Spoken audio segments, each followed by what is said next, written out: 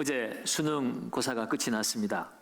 시험을 치른 우리 수험생들에게 위로와 격려의 마음을 전합니다. 시험을 끝낸 우리 자녀들의 심정이 지금 어떨까요? 이제 끝났다는 안도도 있겠지만, 그러나 여전히 이제는 나는 어떻게 해야 되지라는 불안한 마음이 더 클지도 모르겠습니다. 그동안 수험생 자녀를 두고 같이 애쓰며 기도하신 우리 부모님들도 지금까지 얼마나 마음을 졸이며 지나오셨습니까? 그러나 아직도 염려가 그치지 않습니다. 우리 아이 과연 괜찮을까? 너무 힘들지는 않았을까라는 마음이 있죠. 수능고사는 끝이 났지만 우리의 마음의 시험은 아직도 끝나지 않았습니다. 수능을 치른 이후에 학생들의 인터뷰나 수기들을 읽어보면 그들이 가장 두려워하는 것은 시험의 난이도나 시험 자체보다도 그 시험이 내가 기대하는 것에 미치지 못할 때, 낮은 결과를 내가 기대했던 결과가 나오지 않았을 때의 깊은 실망과 자책이 그들에게 가장 큰 두려움이었다고 말을 합니다. 사실 우리 모두는 수험생이 아니어도 그런 순간을 경험하며 살아갑니다. 기도해도 응답이 없습니다. 수고했는데도 결과가 실망스러울 때가 있습니다. 그럴 때 마치 하나님이 나를 잊으신 것만 같은 깊은 외로움을 경험하게 되지요. 그러면서 스스로에게 묻게 됩니다. 나는 도대체 누구의 관심을 받고 있는 것일까?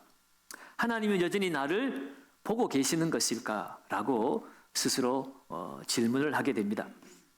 이러한 질문은 우리의 영혼을 깊이 흔들어 놓습니다.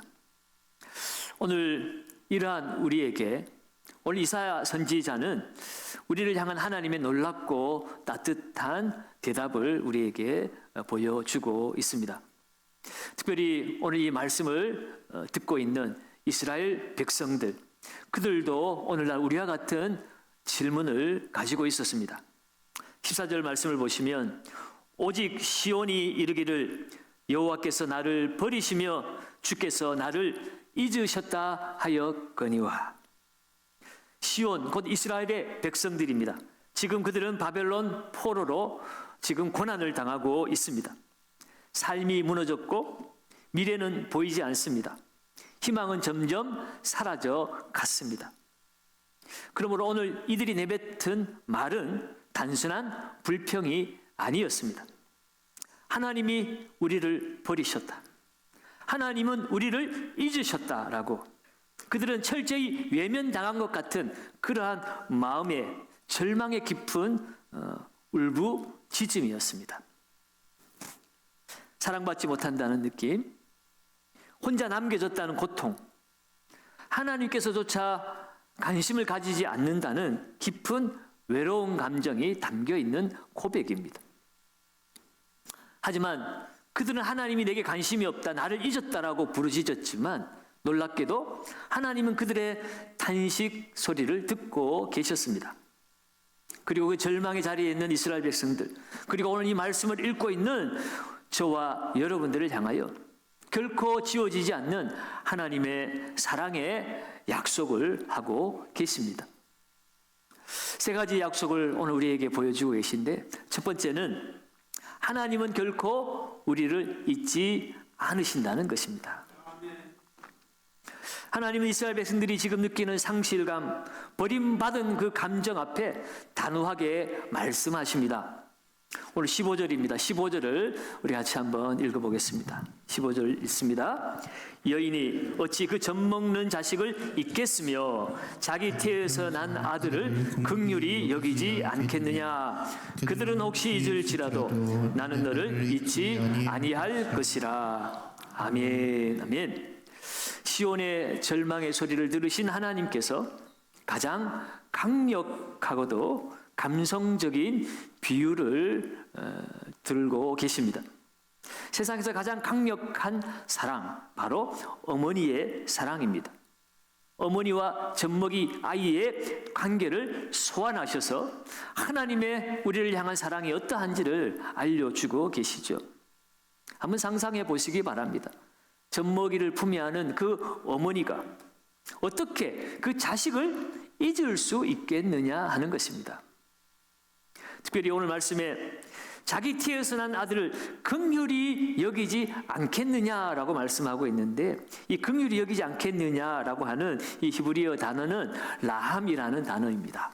하나님의 그 사랑, 자비, 긍휼, 이 모든 것이 다 포함된 단어예요. 특별히 이 라함이라고 하는 단어는 어머니의 자궁이라고 하는 단어에서 유래한 단어입니다. 그러니까 어머니가 자기 태에서, 자기 자궁에서 난 자식을 향해 느끼는 가장 원초적인 감정, 그야말로 생명력 넘치는 깊은 연민과 애정을 뜻하는 단어입니다. 이것은 단순한 동정이 아닙니다. 생명을 나누었기 때문에 가능한 본질적이고도 절대적인 사랑입니다. 오늘 이 자리에 오기까지 특별히 수험생을, 자녀를 둔 부모님들의 마음이 어떻습니까? 지난 몇 년간 자녀들의 뒷바라지를 위해서 많은 눈물과 헌신이 있었을 것입니다. 새벽 일찍 일어나서 식사 준비도 해야 했습니다. 밤늦게 귀가하는 자녀들을 기다리느라 잠도 자지 못했습니다. 그 모든 시간을 불안과 또 기대 가운데 함께 아이와 같이 시험을 치르는 심정으로 지나오셨을 것입니다. 그 부모님의 라함, 부모님의 긍휼, 사랑, 그것이 어떠한 사랑이었는지, 어떠한 긍휼이었는지 우리는 가히 짐작하고도 남습니다. 이미 그러한 시간을 지나오신 부모님들은 그때의 그 심정이 아마 새록새록 떠오를 것입니다. 그런데요, 하나님은 그 자녀를 위해서 그토록 헌신했던 그 부모의 라함, 부모의 사랑, 부모의 긍휼보다 더 큰 긍휼의 하나님이시라고 오늘 말씀하고 계신 것이에요. 오늘 15절 하반절에 이렇게 말하죠. 그들은 혹시 잊을지라도 나는 너를 잊지 아니할 것이라. 일반적으로는 자기 태어서 난 그 젖먹이 아이를 그 어머니는 결코 잊을 수가 없는데, 그럼에도 불구하고 인간인지라 그 자식을 잊을 때도 있다는 것이에요. 인간의 가장 완벽한 사랑이라고 하는 그 어머니의 사랑도 때로는 무너질 때가 있다는 거죠. 열왕기하 6장에 보면 아람이 사마리아를 침공했을 때 먹을 것이 없자 그 어미가 자식을 삶아서 자기 살려고 자식을 삶아 먹는 일들도 있었습니다. 사람이 그렇다는 거예요. 시편 27편 10절에도 내 부모는 나를 버렸으나 여호와는 나를 영접하시리이다. 인간은 우리를 부모라도 버릴 수도 있다는 거예요. 그러나 하나님은 결코 그럴 수 없다라고 말합니다. 우리를 향한 하나님의 사랑은 결코 끊어질 수 없습니다. 로마서 8장에 사도 바울이 고백했죠. 이 세상의 어떤 피조물도 우리를 사랑하시는 하나님의 사랑에서 끊을 수 없으리라. 하나님의 이름이 사랑입니다. 별명이 사랑이에요. 그럼 여러분, 우리를 향한 하나님의 사랑은 조건적이지 않습니다. 시험 점수로 평가되지 않습니다. 우리가 이 밤에 얼마나 기도를 열심히 하느냐, 잘하느냐, 그것 가지고 하나님이 하나님의 사랑을 평가하지 않습니다. 하나님의 사랑은 우리가 지난 시간에 헤세드라고 배웠죠. 끊어줄 수 없는 사랑, 절대적인 사랑, 끈질긴 사랑, 끊어질 수 없는 사랑, 언약적 사랑, 끝까지 붙드는 사랑, 변하지 않는 사랑, 우리를 향한 하나님의 헤세드인 것입니다. 오늘 시험 결과가 기대에 미치지 않아서 마음에 무거운 짐을 안고 있는 우리의 자녀들이 혹 있습니까? 오늘 이 자리에 한 분이라도 왔는지 모르겠어요. 아니 영상을 통해서라도 예배를 드리고 있는 우리 자녀들이 있으면 기억하시기 바랍니다. 혹시 자녀를 위해서 눈물로 기도했는데 그 결과가 기대와 달라서 낙심한 부모님들이 계시지는 않습니까? 그분들도 기억하십시오. 오늘 하나님 말씀하고 계십니다. 나는 너를 잊지 않는다. 나는 네 시험의 결과가 어떠하든지 나는 여전히 변함없는 사랑, 끊어질 수 없는 사랑, 영원한 사랑으로 너를 사랑하고 있다. 나는 너의 하나님이다 라고 말씀합니다. 이 하나님의 다함없는 라함, 긍휼, 사랑, 자비, 인간의 그 어떤 사랑보다 훨씬 깊고 넓은 하나님의 사랑을 신뢰하시기를 바랍니다. 그 하나님의 사랑이 오늘 저와 여러분들을 안고 계십니다. 오늘 우리는 시험 성적과 상관없이, 우리의 외모와 상관없이, 우리가 가진 소유와 상관없이 결코 하나님께 잊혀지지 않는 존재라는 사실을 기억하시기를 바랍니다. 두 번째로 하나님 우리에게 약속하신 것은 내가 너를 새기겠다는 것입니다. 단지 우리를 잊지 않겠다가 아니라 하나님은 그 사랑을 하나님의 손에 새기겠다라고 말씀하고 있습니다. 16절 상반절입니다. 내가 너를 내 손바닥에 새겼고 라고 말합니다. 이 새겼다라는 히브리어 단어의 의미는 단순히 적어서 새기는 것이 아니라 깎아서 새기는 거예요. 깎아서. 그래서 여러분 흔히들 경치 좋은 데 가면 바위를 막 깎아서 이름 새겨놓는 사람들이 있죠. 조선시대 때 써놓은 이름도 아직 안 지워지고 있어요. 한국전쟁 때 새겨놓은 이름도 안 지워져요. 왜? 돌을 깎아서 새겨놨으니까. 지워질 수가 없습니다. 오늘 하나님께서 내가 너를 내 손바닥에 새기겠다라고 말하는 의미는 절대로 지워지지 않는다는 거예요. 영구히 새기겠다는 것입니다. 고대 문화에서는 노예들은 몸에 주인의 이름을 새기기도 했습니다. 그런데 오늘 하나님은 반대로 주인이신 하나님께서 하나님의 손에 노예와 같은 우리, 종과 같은 우리, 아무 쓸모없는 우리를 하나님의 손바닥에 새기겠다고 말씀하시는 거예요. 언약의 반전이 일어나고 있습니다. 우리가 하나님께 속했는데 하나님의 그 사랑의 표로 우리를 하나님 당신께 새겨두고 계십니다. 십자가 예수 그리스도를 떠올려 보시기 바랍니다. 그분의 손바닥에는 선명한 못자국이 있습니다. 부활하신 이후에도 그 못자국은 사라지지 않았습니다. 그 주님의 상처 속에 우리의 이름이 새겨진 줄 믿습니다. 오늘 이 이사야의 예언, 너를 내 손바닥에 새기겠다고 하신 말씀은 바로 예수 그리스도를 통해서 성취가 되었습니다. 하나님은 한 번도 우리를 버리신 적이 없습니다. 오히려 하나님께서 찔리심으로 우리를 기억하게 하셨습니다. 그러므로 오늘 하나님의 손바닥에 새겨진 우리의 이름은 바로 그리스도의 피로 보증된 약속입니다. 수험생들, 그리고 이 자리에 앉아있는 우리의 젊은이들, 시험 점수 또는 학교의 그 네임밸류가 그 세상이 정해진 그 어떤 기준도 여러분의 가치를 결정할 수 없다는 사실을 기억하시기 바랍니다.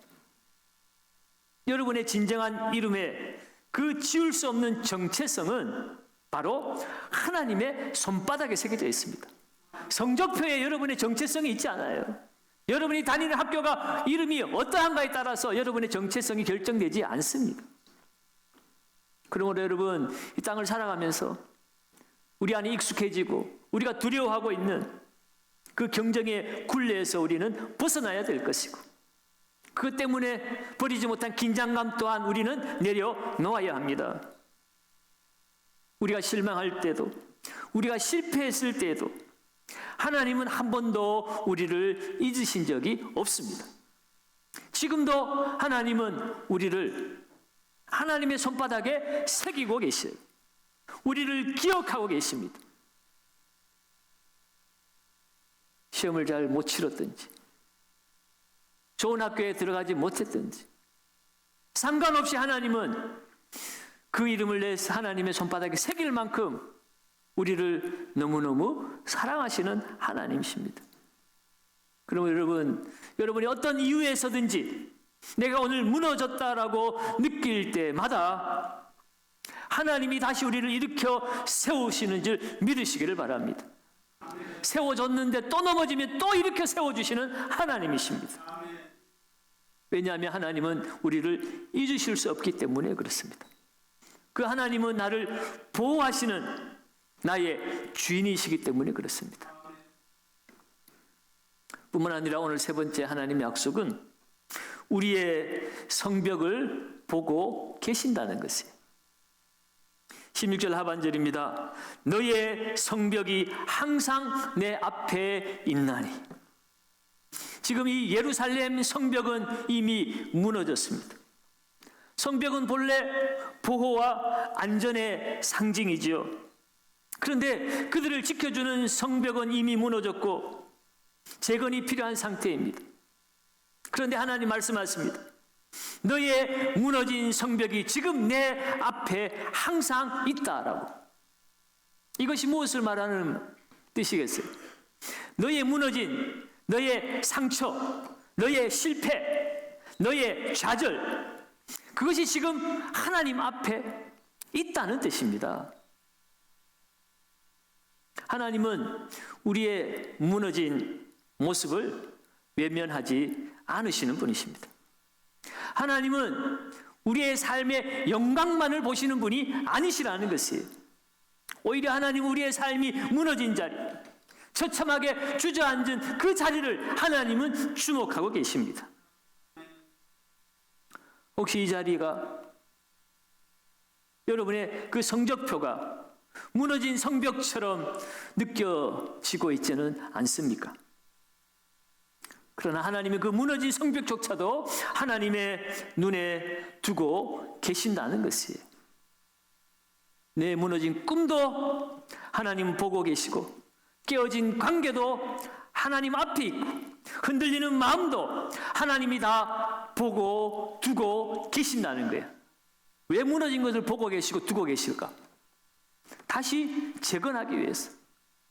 실패했으니, 무너졌으니 저건 버리고 폐기 처분하고 깨끗하고 좋은 것, 똑똑한 것, 잘난 것, 튼튼한 것 가지고 새로 시작하자가 아니에요. 너의 무너진 꿈도, 무너진 관계도, 무너진 건강도 내가 보고 있으니 염려하지 마라. 내가 능력의 손으로 다시 일으켜 세울 것이다. 회복시켜 주실 것이다. 그것이 하나님의 영원한 언약입니다. 그러므로 여러분, 지나간 실패 때문에 좌절하고 무너지고 포기하지 마십시오. 지금부터 새롭게 시작될 새로운 길, 그 어떤 길을 선택하든지 하나님은 언제나 그 손바닥에 여러분을 새겨 넣으시고 여러분을 바라보시고 여러분들을 지키시고 보호하시고 인도하신 줄 믿습니다.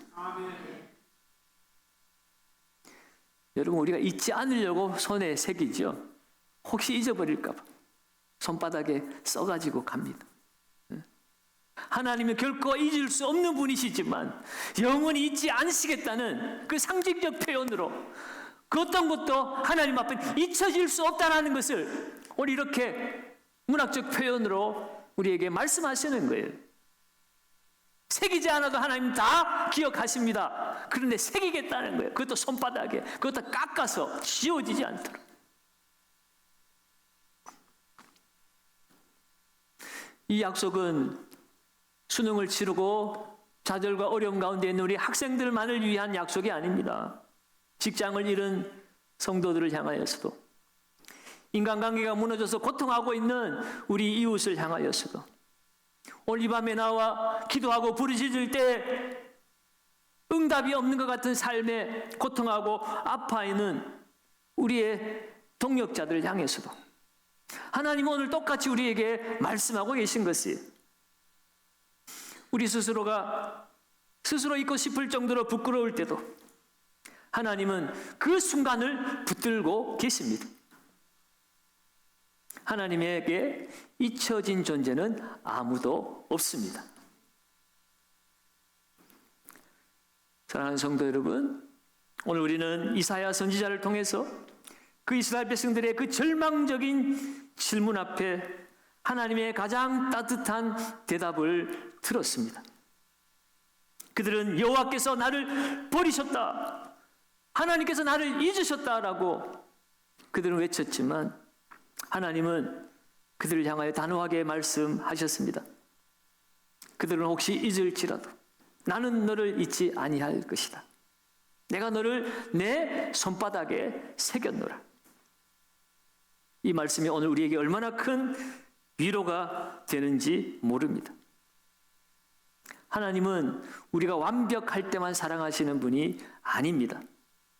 실수하고 넘어지고 눈물 흘리고 때로는 좌절할 때조차 우리를 포기하지 않으시는 하나님이십니다. 우리 수험생들은 수능이라는 큰 과정을 지났습니다. 마음속에 여러 가지 감정을 품고 있을 것입니다. 안도, 성취감, 그러나 반면에 허무함도 있고 낙심도 되고 어떻게 될 것인가에 대한 불안함도 있습니다. 그러나 이 모든 마음을 하나님은 다 알고 계시고 그 마음을 외면하지 않으십니다. 그 감정 하나하나를 품으시며 이렇게 말씀하십니다.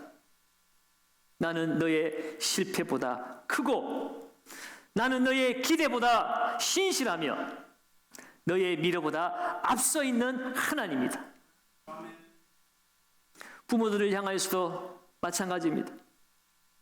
혹시 자녀들 때문에 마음이 무거우셨다면, 내가 뭐 잘못해서 우리 아이가 잘 안 되는가 자책하고 있었다면, 하나님은 이 순간에도 내 자녀를 향한 하나님의 계획은 멈추지 않았다는 사실을 기억하시기 바랍니다. 내 자녀가 아니라 하나님의 자녀입니다. 자녀를 향한 하나님의 계획은 여전히 유효합니다. 우리의 기도가 절대로 헛되지 않았고 하나님의 기억은 결코 흐트러지지 않습니다. 하나님은 오늘 우리의 삶의 출발선에 함께 계십니다. 우리가 실망할 때 그 실망의 골짜기에서도 우리의 손을 놓지 않으십니다. 마침내 승리의 그 결승점에 이르를 때까지 끝까지 동행하시는 하나님이십니다. 그러면 여러분, 오늘 이 이사야서 말씀을 우리의 심장에 새기시기를 바랍니다. 하나님은 결코 나를 잊지 아니하신다. 하나님은 나를 그 손바닥에 새기셨다. 하나님은 나의 무너진 성벽까지 보고 계시고 그 무너진 성벽을 다시 재건하시기 위해서 계획하고 계신다. 오늘 이 고백이 우리의 고백이 되기를 바랍니다. 수능이 끝나고 모두가 다 그 결과에 주목하고 있습니다. 점수가 어떨까? 결과가 어떨까? 그러나 오늘 우리가 주목하고요, 선포해야 될 것은 시험의 결과보다 하나님이신 줄로 믿습니다. 내 점수보다 하나님의 손바닥을 주목해야 합니다. 하나님은 우리를 잊지 않으셨습니다. 우리는 여전히 하나님의 사랑 안에 있습니다. 오늘 하나님의 주신 말씀, 우리 수험생들, 그 부모님들, 그리고 인생의 여러 가지 시험을 마주하고 고통 가운데 있는 우리 모든 성도들에게 하나님이 직접 말씀하시는 위로의 음성, 회복의 하나님의 약속의 말씀이 되어지시기를 예수님의 이름으로 축원합니다.